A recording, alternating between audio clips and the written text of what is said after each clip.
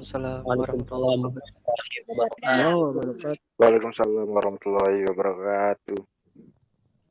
Alhamdulillahilladzi bi ni'matihi tatimmus shalihat. Asyhadu an la ilaha illallah wahdahu la syarikalah wa asyhadu anna Muhammadan abduhu wa rasuluh. Sallallahu alaihi wasallam la nabiyya wa rasula ba'dah. Segala puji milik Allah, salawat dan salam sama-sama kita mohonkan kepada Allah. Semoga senantiasa dilimpahkan kepada Nabi kita, Nabi Muhammad sallallahu alaihi wasallam, dengan mengucapkan Allahumma salli ala Muhammad wa ala ali Muhammad. Ya, sebelumnya terima kasih ya kepada tim KKN dari kelompok Tari Bangun ya, yang sudah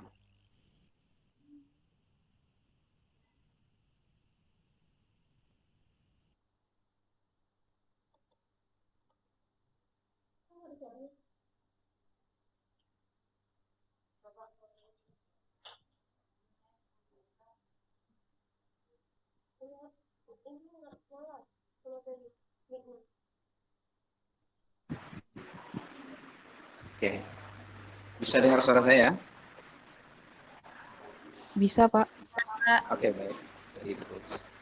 Ya, salam perjuangan untuk semua mahasiswa ya. Semangat selalu. Ini rata-rata dari UIN nampaknya ya. Ada juga yang dari luar ya. Oke, baik. Jadi tema diskusi kita siang hari ini tentang religiositas ini merupakan tema yang menarik sebetulnya, walaupun sudah lama dibicarakan, sudah banyak penelitian yang membicarakan tentang tema ini, tapi tetap tema ini menjadi sebuah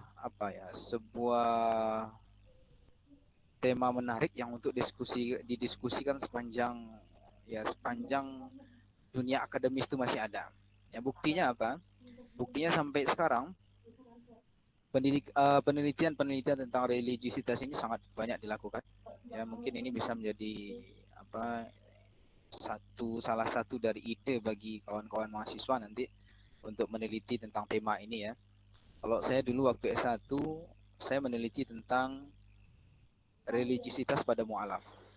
Ya, jadi S1 saya dulu tentang mu'alaf. Ya, saya meneliti bagaimana proses konversi agama atau konversi religiositas pada mu'alaf, yang mulai dari di masa tenangnya di agama sebelumnya sampai dia mengalami masa tenang di dalam Islam. Itu prosesnya cukup panjang sekali. Ya. Saya dulu hanya meneliti 2 orang informan pada waktu itu, satu laki-laki dan satu perempuan. Itu menghabiskan waktu lebih kurang 2 bulan. Dan hasilnya skripsinya itu hampir 600 halaman. Itu waktu S1 dulu. Jadi ini sebetulnya tema-tema menarik. Ya. Baik, kawan-kawan mahasiswa ya. Jadi dalam kehidupan ini sebetulnya ada satu pertanyaan yang selalu kita pertanyakan itu. Ya, bahkan dalam Islam, ya di dalam Al-Qur'an, dalam hadis, pertanyaan ini sering muncul dan sudah ada jawabannya sebetulnya. Yaitu untuk apa kita hidup? Ya, untuk apa kita hidup? Quran. Setidaknya saya mengumpulkan ada 4 alasan mengapa kita itu hidup. Yang pertama, itu di dalam surah Az-Zariyat ayat 56.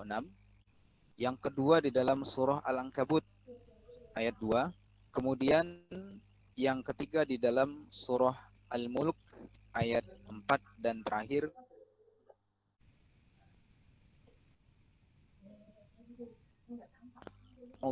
wal insa illa liya'budun.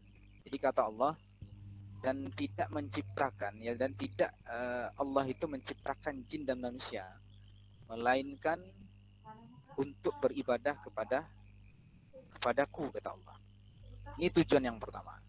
Jadi semua jin maupun manusia ya, tanpa terkecuali, mulai dari jin pertama, ya, iblis, ya, sampai jin terakhir besok. Mulai dari manusia pertama, Adam alaihissalam, sampai manusia terakhir besok, sebelum kiamat, semuanya Allah ciptakan tujuannya sama. Satu, apa? Untuk beribadah kepada Allah. Maka di sini ada satu kaidah, ada satu rumus yang bisa kita keluarkan. Bahwa hidup kita ini mau tak mau semuanya harus Tujuannya harus untuk beribadah kepada Allah. Berbagai macam pekerjaan, berbagai macam profesi, ibadah kepada Allah Ta'ala. Ya, selain jin manusia dan ya, termasuk yang tidak hidup. Ya. Ada batu, ya, ada pohon yang dia hidup tapi tidak bernyawa, ada hewan yang hidup bernyawa seperti manusia. Semuanya beribadah kepada Allah. Ini yang pertama. Kemudian yang kedua, tujuan kita adalah slide berikutnya. Ini ada dalam surah Al-Ankabut ayat 2. Di sini Allah katakan, ahasiban nasu ayyutraku ayyaqulu amanna wa hum la yuftanun. Apakah manusia itu mengira bahwa mereka akan dibiarkan hanya dengan mengatakan kami telah beriman sementara mereka tidak diuji, ya. Jadi hidup kita suatu waktu nanti ada fasenya kita ini akan ditanya. Ya, ujian yang paling besar itu nanti ketika menghadapi akhirat, ya. Situ kita akan dihisap, kita akan ditanya. Tapi sebelum itu di dunia ini kita juga diuji. Ya, apa salah satu bentuk ujiannya? Pandemi, coronavirus. Ini salah satu ujian yang Allah berikan kepada manusia. Ya. Di dalam surah Al-Baqarah dikatakan wala nabluwannakum bisyai'im minal khaufi wal ju' wa naqsim minal amwali wal anfus dan seterusnya. Allah menguji kita dengan kekurangan harta benda, ya, dengan kematian, dengan rasa takut dan seterusnya. Itu ujian semua untuk manusia. Ya. Jadi ujian itu untuk apa? Ya.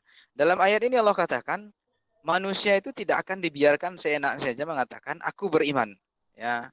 Aman tuh, aku beriman gitu ya. Sementara mereka tidak diuji. Jadi di sini ujian itu untuk membuktikan keimanan manusia.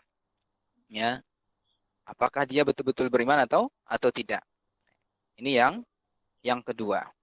Jadi salah satu tujuan kita hidup itu adalah membuktikan keimanan kita dengan ujian-ujian yang Allah berikan. Selanjutnya dalam surah Al-Mulk. Ya, ini bagi para imam masjid, ya, para gorim ini biasanya hafal ayatnya. Surah Al-Mulk, ya, juz ke-29. Di sini Allah katakan pada ayat yang kedua, alladzi khalaqal mauta wal hayata liyabluwakum ayyukum ahsanu amala wa huwal azizul ghafur. Allah yang menciptakan mati dan hidup. Ya. Jadi adanya kehidupan dan adanya kematian itu Allah yang menciptakan. Kita harus beriman dengan itu. Kemudian apa tujuannya Allah ciptakan? Kenapa ada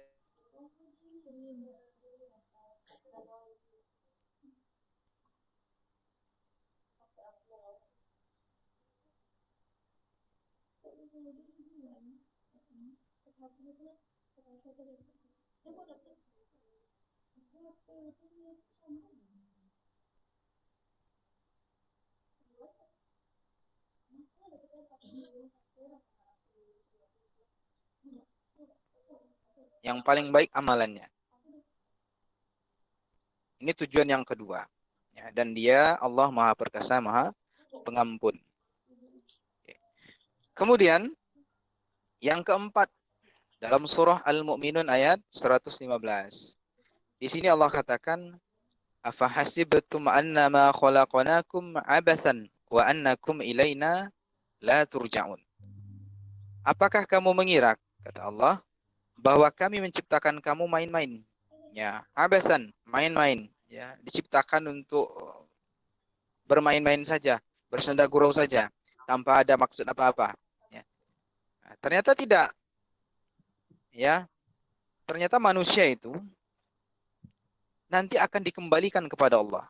Ya. Wa annakum ilaina la turja'un. Ya. Apakah kamu tidak mengira, kata Allah, bahwa nanti kamu akan dikembalikan kepadaku? Ya. Jadi tujuan hidup kita selanjutnya adalah kembali kepada Allah. Ya. Kembali kepada yang menciptakan untuk mempertanggungjawabkan semua amalan kita. Nah, dari 4 ayat ini itu setidaknya bisa menjawab pertanyaan tadi, untuk apa kita hidup. Ya. Ringkasnya, ya, kesimpulannya, kehidupan kita itu adalah untuk mengabdi, untuk beribadah kepada Allah. Dalam segala hal, dalam segala aktivitas. Kan ada 2. Ada ibadah yang sifatnya makhdoh, ya. Ada yang ghairu makhdoh. Kalau ibadah makhdoh itu ibadah yang khusus. Ibadah yang tidak boleh ditambah, tidak boleh dikurangi. Contoh, sholat. Ya, sholat 5 waktu, nggak boleh tambah 6 waktu, walaupun Anda presiden gitu ya. Subuh misalnya 2 rakaat, nggak boleh Anda tambah jadi 3 rakaat, walaupun waktu itu Anda lagi senang, nggak boleh. Atau Anda kurangi, tak boleh. Itu makhdoh namanya. Yang sudah ada ketetapan mengenai jumlahnya, tata caranya, ya, ketentuan waktunya sudah ada. Tidak boleh ditambah, tidak boleh dikurangi. Makhdoh namanya. Kemudian ada namanya ibadah ghairu makhdoh. Ibadah yang selain ada ketentuan tadi. Contoh apa? Salah satu bentuk ibadah ghairu mahdhah itu adalah zikir mutlak. Ya, zikir yang boleh kita ucapkan kapan saja, di mana saja. Ya, kecuali di tempat-tempat terlarang ya, seperti WC atau di kamar mandi, itu tak boleh. Ya, kita mau baca tahlil la ilaha illallah, ya silakan. Ya, misalnya lagi perjalanan ke kampus, kemudian bertahlil la ilaha illallah, atau istighfar, atau baca zikir-zikir yang lain, itu ghairu mahdhah. Tidak ada ketentuan lain, ya, adalah bekerja. Menuntut ilmu itu juga ibadah yang tidak ada ketentuan khusus untuk itu. Maka semua ini harus kita jadikan ibadah, ya, kita niatkan kepada Allah. Dia akan bernilai ibadah kalau diniatkan kepada Allah. Nah, nanti kita lihat bagaimana relevansi dari tujuan ini kepada ketenangan jiwa kita. Ya, bagaimana juga hubungan antara tujuan ini dengan sikap keberagamaan yang ada dalam diri kita atau religiusitas kita. Oke. Baik, kemudian kita lihat di slide berikutnya. Slide yang ke-9. Jadi banyak sekarang manusia itu yang tak paham tentang tujuan hidupnya, ya, terutama orang-orang yang tak beriman. Maka muncullah berbagai macam masalah dalam kehidupan. Yang kemudian nanti masalah ini menjadi sumber atau bibit-bibit, ya, munculnya penyakit jiwa, ya, atau gangguan kejiwaan. Yang biasa kita jumpai dalam kehidupan kita ada persoalan ekonomi atau krisis ekonomi. Ini secara langsung itu berdampak kepada kejiwaan kita. Ya. Orang kalau lagi lapar, ya, nggak makan, ya, kelaparan gitu ya, itu bisa melakukan apa saja untuk memenuhi perutnya. Ya. Banyak orang membunuh kadang-kadang karena masalah ekonomi. Banyak orang meracuni, ada tuh berita sering kita dengar, dia meracuni anaknya, ya, keluarganya, karena takut masalah ekonomi. Dia takut, ya, hidup dalam keadaan kesulitan ekonomi. Akhirnya diracuni anak-anaknya, udah kita meninggal bareng-bareng, ya. Banyak yang seperti itu. Ada anak yang durhaka kepada orang tua, juga masalah ekonomi. Jadi krisis ekonomi ini berdampak pada psikologis, pada kejiwaan manusia. Ini salah satu masalah manusia modern. Kemudian yang kedua ada namanya krisis moral. Ya. Krisis moral ini berkaitan dengan dekadensi akhlak, dekadensi moral. Lunturnya nilai-nilai moral sopan santun di tengah masyarakat kita.